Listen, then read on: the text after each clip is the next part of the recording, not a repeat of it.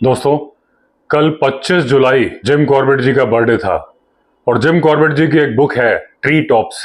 काफ़ी छोटी सी बुक है, पतली सी, और इसको पब्लिश किया है ऑक्सफोर्ड यूनिवर्सिटी प्रेस ने। और इसका इंट्रोडक्शन लिखा है लॉर्ड हेली ने, जो कि यूनाइटेड प्रोविंस के गवर्नर थे। और जिम कॉर्बेट नेशनल पार्क, जिसको कि आज हम जानते हैं, इसका पहले का नाम होता था हेली नेशनल पार्क। तो इस बुक का इंट्रोडक्शन लिखा है लॉर्ड हेली ने जिम कॉर्बेट के बारे में। तो पहले वो इंट्रोडक्शन हम करते हैं और उसके बाद इसकी कहानी। अब लॉर्ड हेली बोलते हैं कि जिम कॉर्बेट की स्टोरी जब उनके पास आई थी उस टाइम की प्रिंसेस और उसी दिन बन जाने वाली क्वीन एलिजाबेथ, 1952 की बात है, जब क्वीन एलिजाबेथ जिम कॉर्बेट के पास ट्री टॉप्स केन्या में आई थी और 1955 में जिम कॉर्बेट की सडन डेथ हो गई थी। तब जिम कॉर्बेट करीब करीब 80 साल के होने वाले थे। जब जिम कॉर्बेट 1951 में इंग्लैंड गए थे तो उनके कुछ लक्षण दिख रहे थे कि उनका बुढ़ापा आ रहा है। और जिम कॉर्बेट ने जब ब्रिटिश आर्मी को ट्रेन किया था जंगल सर्वाइवल के लिए बर्मा कैंपेन के पहले, और उस वक्त जिम कॉर्बेट को जो इंजरीज हुई थी उससे कभी भी उन्होंने पूरी तरह से रिकवर नहीं किया था, यानी कुछ ना कुछ बीमारी के लक्षण उनमें बने ही रहे थे। अब लॉर्ड हेली बोलते हैं कि मुझे नहीं पता कि जो जिम कॉर्बेट ने अपने दोस्तों और अपने पाठक के बीच में जो अपनी इमेज बनाई है रफ एंड टफ इंसान की, उस पर कितना फर्क पड़ेगा जब वो ये कहानी बताएंगे। तो जिम कॉर्बेट ने अपनी बुक्स में उन मैन ईटर्स के बारे में बताया है कि जिन्होंने मानव जीवन को तबाह कर दिया था, दहशत फैला दी थी लोगों में। ये मैटर, जो ये मामले हैं, ये जिम कॉर्बेट और उन दैत्यनुमा जानवरों के बीच के मामले थे जिनकी ताकत का जिम कॉर्बेट भी सम्मान करते थे। और यही वजह थी कि जिम कॉर्बेट का नाम घर घर में जाना जाता था कुमाऊं में। जिम कॉर्बेट उस दहशत से लोगों को छुटकारा दिलाते थे और यही वजह है कि घर घर में, हर गांव में जिम कॉर्बेट का नाम सबकी जबान पर था। जब जिम कॉर्बेट ने अपनी बुक लिखी 1944 में, मैन ईटर्स ऑफ कुमाऊं, तो उन्होंने सोचा नहीं था कि उसकी बिक्री से वो इतने फंड्स जुटा लेंगे कि मदद कर पाएंगे ब्लाइंड बच्चों की। सेंट डंस्टन्स ने जो स्कूल और जो फाउंडेशन बनाया था उसके लिए जिम कॉर्बेट ने हल्का फुल्का अंदाजा लगाया था कि लोग बुक को पसंद करेंगे, खरीदेंगे। कितना पसंद करेंगे जिम कॉर्बेट को अंदाजा भी नहीं था। और जिम कॉर्बेट को इस बात का भी अंदाजा नहीं था कि उनकी कहानियां कितनी शानदार हैं लोगों को सुनने के लिए, जिम कॉर्बेट को सुनाने के लिए। और दुनिया को धीरे धीरे मालूम चला कि जिम कॉर्बेट केवल एक अच्छे शिकारी और अच्छे इंसान ही नहीं है, बहुत ही अच्छे स्टोरी टेलर हैं। उनके पास एक आर्ट है कहानी लिखने की, और जो उन्होंने कहानियां लिखी उसके सेंटर में जिम कॉर्बेट खुद थे। तो वो एक तरह से जंगल के शिकार की कहानियां भी है और जिम कॉर्बेट की अपने जीवन की कहानियां भी है। जिन लोगों ने जिम कॉर्बेट की माई इंडिया और जंगल लोर बुक्स पढ़ी हैं, उन्हें बताने की जरूरत नहीं है कि वो एक बड़ी फैमिली से आते थे और अपने गर्मी के दिन नैनीताल में गुजारते थे, सर्दियां गुजारते थे काला डुंगी में। खेल कूद उनके खून में था और अपने बचपन से ही जंगल से उन्हें लगाव हो गया था। और जब तक उन्होंने जिंदगी जी, जंगल से लगाव और जंगल के खेल वो खेलते रहे। बचपन में ही जिम कॉर्बेट ने अपने आप को सिखा लिया था कि बिना आवाज किए जंगल में कैसे चला जाता है। और अपने पूरे जीवन काल में अपनी इस कला को जिम कॉर्बेट भूले नहीं।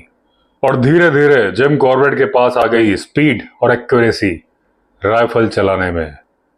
तेजी के साथ राइफल को पॉइंट आउट करना, लोड करना और बिल्कुल एक्यूरेट निशाना मारना। और जो ये शानदार निशाना जिम कॉर्बेट मारते थे, इस बात का वो कभी गर्व नहीं करते थे, ना ही करते थे घमंड। उनका कहना था कि ये मेरी जिम्मेदारी है, अगर किसी जानवर को मारना है तो इतना एक्यूरेसी के साथ मारना चाहिए कि उसे दर्द ना हो। जैसे ही जिम कॉर्बेट ने स्कूल छोड़ा, उन्हें रेलवे में नौकरी मिल गई। पहले तो छोटी पोस्ट पर, लेकिन बाद में जिम कॉर्बेट बन गए इंचार्ज ट्रांसपोर्ट डिपार्टमेंट के मोका में घाट में। वो जगह जहां गंगा रिवर दो इंपॉर्टेंट घाट के बीच में एक गैप बनाती थी। आज उस जगह पे एक शानदार ब्रिज बन चुका है, लेकिन जिम कॉर्बेट के टाइम पर नाव के द्वारा माल एक जगह से दूसरी जगह लाया जाता था और ट्रेन का गेज भी चेंज होता था। और हालत यह थी कि जिम कॉर्बेट 20 साल तक इस काम को करते रहे। इसलिए नहीं कि उनके ऊपर बहुत बड़ी जिम्मेदारी थी, इसलिए क्योंकि उनके फ्रेंडली रिलेशन थे वहां के लेबर स्टाफ के साथ और जिम कॉर्बेट की जरूरत सबको पड़ती थी। फर्स्ट वर्ल्ड वॉर के टाइम पर जिम कॉर्बेट ने एस्टेब्लिश किया कुमाऊं लेबर कॉर्प्स। जब जिम कॉर्बेट वर्ल्ड वॉर में पोस्टेड हुए ब्रिटिश आर्मी में, तो उन्हें मेजर का रैंक दिया गया। और जो मोका में घाट के उनके हेल्पर थे, उनके लेबर स्टाफ थे, उन्होंने कहा कि उनकी एब्सेंस में उनका काम वैसे ही चलता रहेगा जैसे अभी चलता है। जब तक जिम कॉर्बेट मोका में घाट में थे वो जंगल से दूर थे, लेकिन जब जब वो हॉलिडे पर आते थे कुमाऊं, तो वो मैन ईटर की जितनी प्रॉब्लम्स थी उनके लिए निकल पड़ते थे। 1907 और 1911 के बीच में जिम कॉर्बेट ने मारा Champawat man eater, Mukteshwar man eater और पनार मैन ईटर। इन तीनों खतरनाक आदमखोरों ने मारे थे करीब 836 लोग, और शायद ये अब तक की जनरेशन के सबसे खतरनाक मैन ईटर थे जिससे कुमाऊं ने सफर किया था। इसके बाद भी कई खतरनाक मैन ईटर हुए, जैसे कि मैन ईटर ऑफ रुद्रप्रयाग, जिसने ऑफिशियली करीब 150 लोग मारे थे, अनऑफिशियली तो 450 से ज्यादा। पूरे भारत में यह मैन ईटर फेमस हो गया था, केवल कुमाऊं में नहीं। उसका कारण था कि यह केदारनाथ के पास वारदात करता था और पूरे भारत के तीर्थ यात्री वहां पर आते थे जो कि शिकार भी बनते थे। बताया जाता है बहुत से ऐसे तीर्थयात्री मारे गए जिनका की रिकॉर्ड ही नहीं है।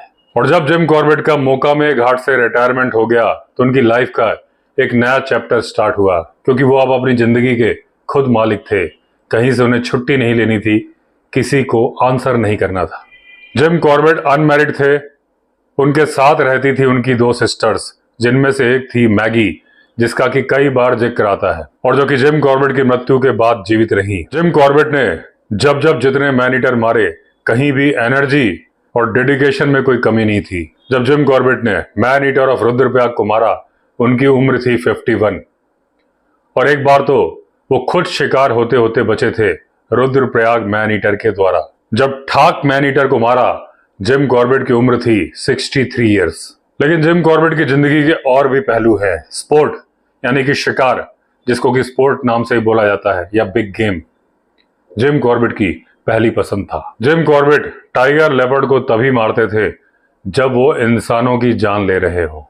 लॉर्ड हैली बोलते हैं कि जब वो जिम कॉर्बेट के साथ होते थे, अक्सर गांव वाले आते थे गुहार लेके अपनी मैन ईटर से रिलेटेड समस्याओं के लिए, और जिम कॉर्बेट ने कई बार अपनी जिंदगी दांव पर लगाकर लोगों की जान बचाई। जिम कॉर्बेट ने गांव के लोगों को सिखाया, जो तुम्हारी बकरी और तुम्हारी भैंसे टाइगर मारता है, इसके लिए दुख मत मनाओ, क्योंकि टाइगर जंगल का राजा है और उसके लिए तुम्हारे कुछ कर्ज हैं जो तुम्हें चुकाने होंगे। लॉर्ड हीली बोलते हैं कि जिम कॉर्बेट के साथ पहाड़ों पर समय बिताना बहुत ही अच्छा अनुभव था। जहां एक टहनी मुड़ती थी, टहनी की आवाज आती थी, किसी पक्षी की आवाज आती थी, किसी जानवर की आवाज आती थी, हर बात का मतलब जिम कॉर्बेट को पता होता था।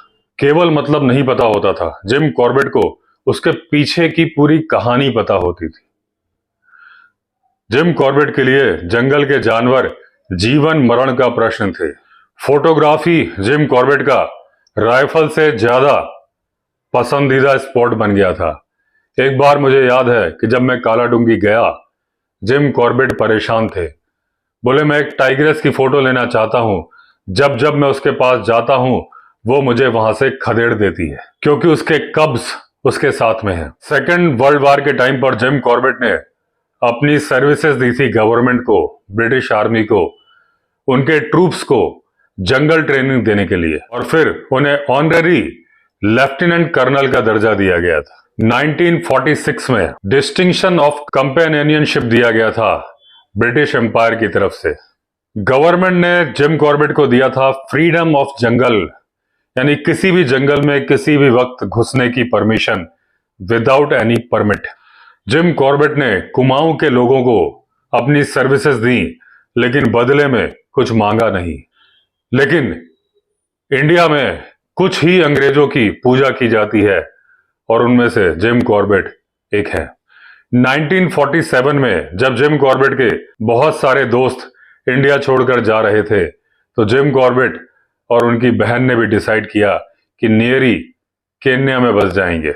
यह डिसीजन जिम कॉर्बेट के लिए एक आसान डिसीजन नहीं था, क्योंकि जितना प्यार काला डुंगी के लोग जिम कॉर्बेट से करते थे, उतना ही प्यार जिम कॉर्बेट भी काला डुंगी से करते थे।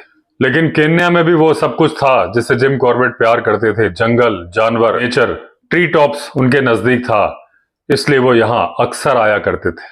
और जिम कॉर्बेट के पास अपनी एक कहानी है बताने के लिए, जब हर मेजेस्टी एलिजाबेथ वहां पर आई थी। और जिम कॉर्बेट के लेटर बताते हैं कि वो बड़े ही प्रसन्न थे जब एलिजाबेथ जी आई थी और उनके साथ वक्त बिताकर उनकी पार्टी का मेंबर बनके जिम कॉर्बेट बड़े खुश थे। तो दोस्तों, इस पार्ट में इतना ही। अगले एपिसोड में करेंगे कहानी जिम कॉर्बेट की ट्री टॉप्स की। अगर आपने चैनल सब्सक्राइब नहीं किया है तो चैनल सब्सक्राइब कर लीजिए। चलिए फिर मिलते हैं अगले वीडियो में, तब तक के लिए all the best. Vande Mataram.